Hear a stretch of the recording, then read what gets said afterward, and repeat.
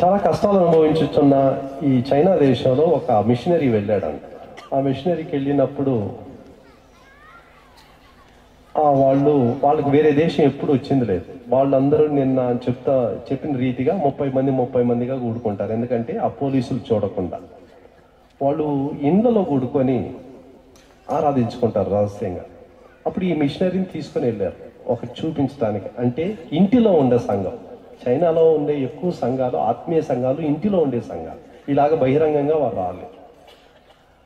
అప్పుడు ఆయన వెళ్ళిన తర్వాత ఆయన అడిగారంట, మీ దేశం అంటున్నారు, మీ దేశం అంటే ఎట్లుంటుంది, మేము ఎప్పుడు చూడలేదు, మా చైనా దేశం వదిలిపెట్టి బయట ఎప్పుడు రాలేదు, మీ దేశంలో కూడా మాలాగా యేసు ప్రభువుని నమ్ముకున్న వాళ్ళు ఉన్నారా అని అడిగిందంట. అడిగితే అవునమ్మా ఉన్నారు, చాలా మంది ఉన్నారు యేసు ప్రభువుని నమ్ముకున్న వాళ్ళు, మీ కొరకు కూడా మేము ప్రార్థన చేస్తున్నాం. అట్నా, మా కొరకు మీరు ప్రార్థన చేస్తున్నారా, చాలా బాగుంది.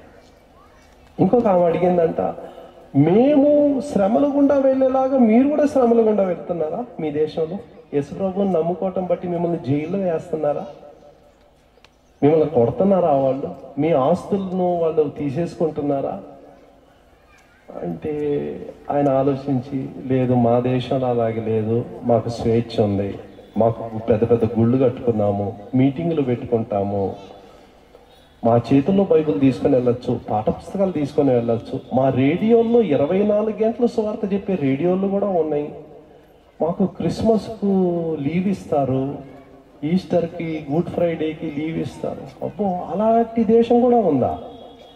క్రైస్తవులకి లీవ్ ఇచ్చి ఆదివారాలు ఆరాధన చేసుకోవటానికి మనుషులు కూడి వచ్చే సంఘాలు కూడా ఉన్నాయా?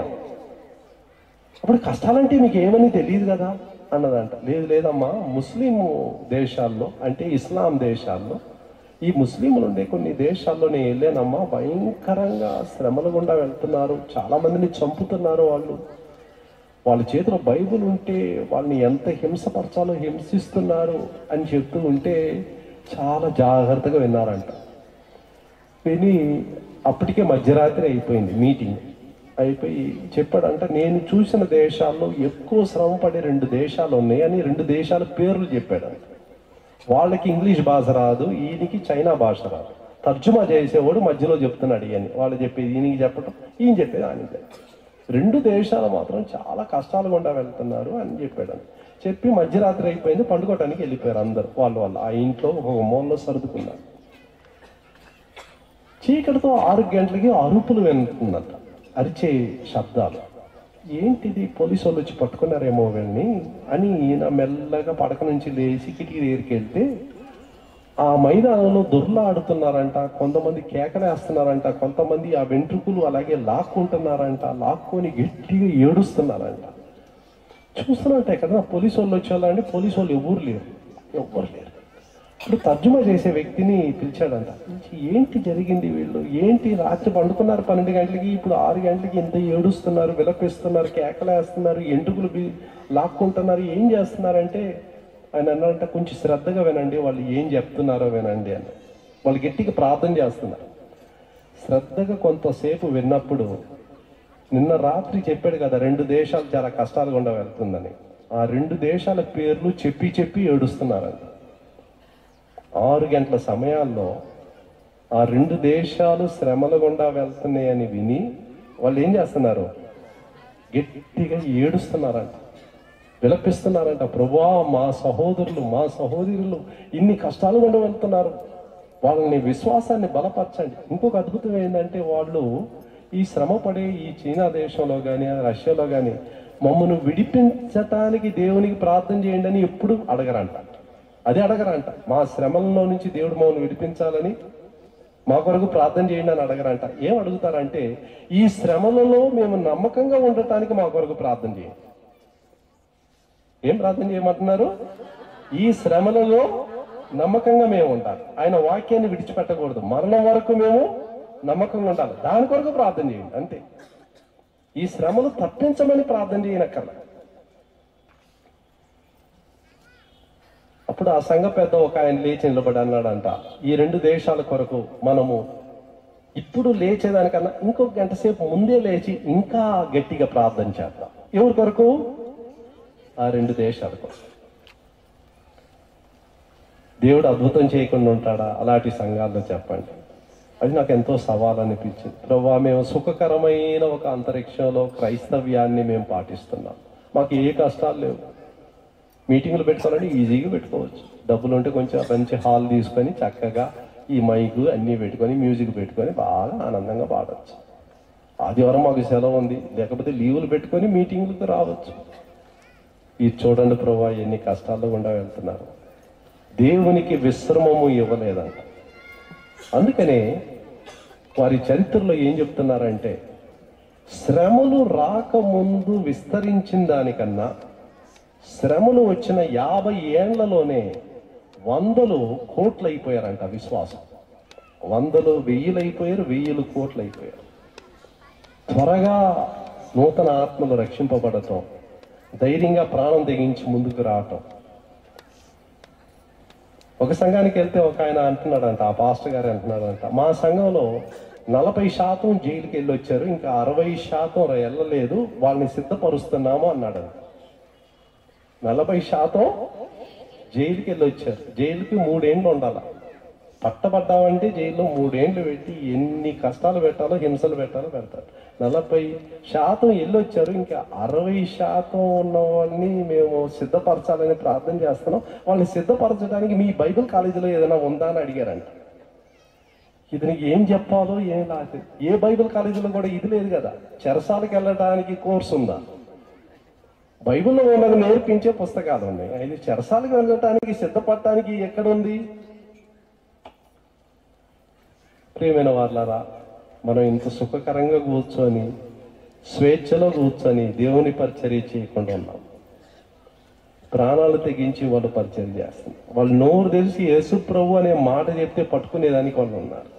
అయినా వాళ్ళు తెగించి యేసు ప్రభు గురించి సాక్ష్యం చెప్తున్నారు, యేసు ప్రభు గురించి ప్రార్థన చేస్తున్నారు, ప్రాణాన్ని తెగించారు. సమయం ఇంకా రాలేదు. ఎవరి సమయాన్ని గురించి నువ్వు మాట్లాడుతున్నావు? ప్రభు మనల్ని అడుగుతాడు. రక్షణ పొందటానికి ఇదే సమయం అని మనం చూస్తున్నాం.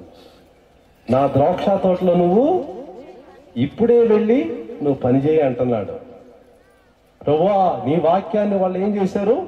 నిరర్ధకము చేశారు, వ్యర్థం చేశారు. నువ్వు పనిచేయటానికి ఇదే సమయం ప్రభువా, నువ్వు పనిచేయాలి. సంఘము ప్రార్థించాలి. ప్రభు దానికి స్పందించి సేవకులను లేపాలి. ఆయన తన ఆత్మ ద్వారా సేవకులను పంపించాలి. దేవుని వాక్యం ప్రకటించబడాలి. వారు వాక్యం వినాలి, విని విశ్వాసం రావాలి, రక్షణ పొందాలి. చూడండి, ఎన్ని విషయాలు జరగాలి. మొట్టమొదటిగా నేను ప్రార్థన చేయాలి. ఆ ప్రార్థనకు జవాబుగా దేవుడు కొందరిని లేపాలి, సేవకులుగా పంపించాలి. సువార్త చెప్పడానికి భారం ఇచ్చి పంపించాలి అందరినీ. వాళ్ళు వెళ్ళి సువార్త చెప్పాలి. సువార్త చెప్పి వాళ్ళు వినాలి. విని వాళ్ళు నమ్మి రక్షణ పొందాలి. రోమీలకు రాసిన పత్రిక 10వ అధ్యాయం 14-15 వచనాలు. రోమా 10 విశ్వసింపని వానికి ఎట్లు ప్రార్థన చేయుదురు? వినని వానిని ఎట్లా విశ్వసించుదురు? ప్రకటించువాడు లేకుండా వాళ్ళు ఎలాగ విందురు? పంపబడని ఎడల ఇది పంపేదెవరు? ఇది పంపేదెవరు? మత్తయి సువార్త 9వ అధ్యాయం 36వ వచనం. పంపేదెవరు? 10:9-36. చూచి వారు కాపరి లేని గొర్రెల వలె విసికి చెదిరి ఉన్నందున వారి మీద కనికరపడి కోత విస్తారమే గాని పనివారు కొద్దిగా ఉన్నారు గనుక తన కోతకు పనివారిని పంపుమని కోత యజమానుని వేడుకొనుడని తన శిష్యులతో చెప్పాను. పంపించేది ఎవరు? కోత యజమాని పంపించాలి, ఏం పోయేది కాదు. ఆయన పంపించాలి. ఆయన పంపించాలంటే నేను ప్రార్థన చేయాలి. నేను ప్రార్థన చేయాలంటే నేను కళ్ళు తెరిచి చూడాలి. ఈ ప్రక్రియ ఎలాగో గొలుసులాగా ఉంది చూడండి. ఒక గొలుసులాగా పోతా ఉంది. మొట్టమొదటిగా నా కళ్ళు తెరవాలి. దేవుడు ఏం చూడాలా? అక్కర చూడాలి. నా చుట్టూ ఉండే అక్కర నేను చూడాలి. ప్రభువా, నశించేవారు చాలా మంది ఉన్నారు, అక్కర చూడాలి. 2వ మెట్టు ప్రార్థన చేయాలి. 3వ మెట్టు కోతకి యజమాని స్పందించాలి, సేవకుని లేపాలి, ఆయన పంపించాలి. పంపించి వాళ్ళు వాక్యం చెప్పాలి. వాక్యం చెప్పాలి, వాళ్ళు వినాలి. వినిన తర్వాత విశ్వాసం వస్తుంది. విశ్వాసం వస్తే రక్షణ వస్తుంది. ఈ గొలుసులో ఇన్ని విషయాలు జరగాలి. ఇది స్టార్టింగ్ ఎక్కడుంది? ప్రారంభం ఎక్కడుంది? కళ్ళు తెరిచి చూడటం. కళ్ళు తెరిచి చూడటం, ఇతరుల యొక్క అక్కర చూడటం, విశ్వాసుల యొక్క అక్కర చూడటం. శత్రువు ఈ దినముల్లో లోకంలో చేయుచున్న పెద్ద పని ఏంటంటే మన యొక్క మనోనేత్రాలకు గుడ్డితనం కలుగజేశాడు. విశ్వాసులకు మాత్రము కాదు, అవిశ్వాసులకు మాత్రం కాదు, విశ్వాసులకు కూడా. అవిశ్వాసులు యేసు ప్రభువును చూడలేకుండా గుడ్డితనము, విశ్వాసులు కోతకు సిద్ధమైన ఆ యొక్క పంటలను చూడలేని గుడ్డితనం. ఈ రెండు కూడా అలాగే ఉంది. మన కళ్ళు దేవుడు తెరవాలి, ప్రార్థన చేయాలి, ఆయన స్పందించాలి, సేవకులను పంపించాలి, వాక్యం చెప్పబడాలి, వారు వినాలి, విశ్వసించాలి, రక్షణ పొందాలి. ప్రభువా వారిని రక్షించుము అని ఆ అంతిమ గొలుసు ప్రార్థన చేసి ప్రార్థన లేదు, సమయం ఇది లేదు, లాభం లేదు. మొట్టమొదటి మొట్టులోనికి నేను రావాలి. కాబట్టి ప్రియమైన వాళ్ళారా, ప్రభువా వారు నీ వాక్యమును నిరర్ధకము చేశారు. కాబట్టి సమయము నాది కాదు అనే గ్రహింపు మనలోనికి రావాలి. మనకున్న సమయాన్ని వ్యర్థంగా కూర్చొని మాట్లాడటం, అనవసరమైన విషయాలు మాట్లాడటం, సమయం మోనిస్తూ ఉంటాం. అనవసరమైన మాటలు, వాక్యం గురించి మాట్లాడారంటే చాలా సంతోషం, ప్రభువుని గురించి మాట్లాడుతున్నారు చాలా సంతోషం.